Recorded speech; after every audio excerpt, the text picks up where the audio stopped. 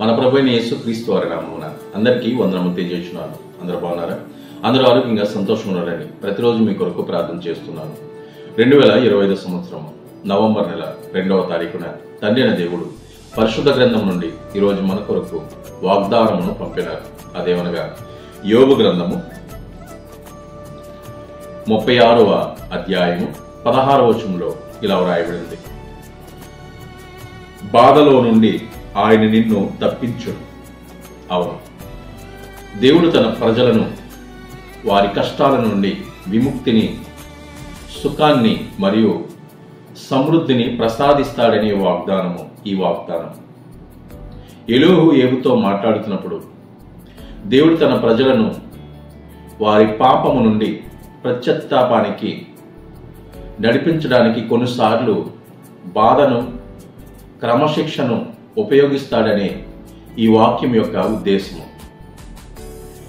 ఇరుకులేని విశాల స్థలంలో తీసుకెళ్లడం అంటే కష్టాల నుండి బయటపడి స్వేచ్ఛ, సమృద్ధి మరియు మనశ్శాంతిని ఇవ్వటమే దేవుని యొక్క ఉద్దేశం.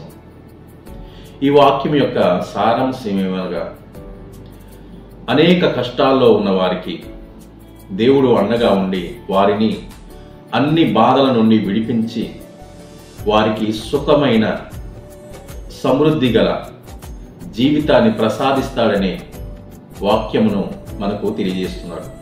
ఇంతటితో ఈ పరిశుద్ధమైన వాక్యము తండ్రిన దేవుడు మన జీవితంలో నెరవేర్చునుగాక.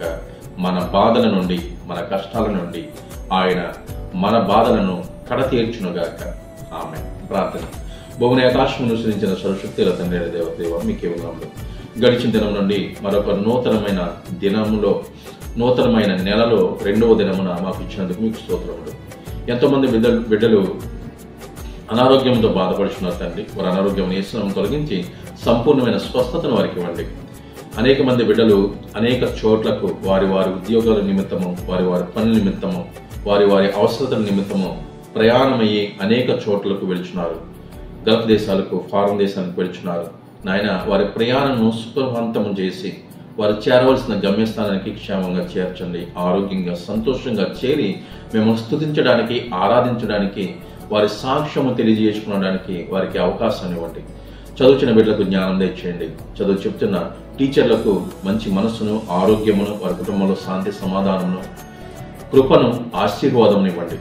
యజమానుల దగ్గర పనిచేస్తున్న నా సోదరులు, నా సోదరి మన తండ్రి, వారు సమాధానంగా యజమానుల దగ్గర పనిచేయడానికి, విధేయులయ్యి నమ్మకస్తులై పనిచేయడానికి వారికి అటువంటి కృపను దయచేస్తారని, ఎవరైతే ఏ బాధలలో ఉన్నారో వారి కష్టాల నుండి, వారి కన్నీళ్ళ నుండి, వారి అవసరతలను తీర్చే దేవుడు మీరే అని మేమంతా తెలుసుకుని మిమ్మల్ని స్మరించడానికి, పూజించడానికి, మిమ్మల్ని స్తుతించడానికి అటువంటి అవకాశమును, అటువంటి ధైర్యమును మాకు ఇస్తారని మా ప్రభుని, మీ ప్రియకుమారుడైన యేసుక్రీస్తు వారి నామమున బ్రతిమాలు వేడుకొనిచున్నాం తండ్రి.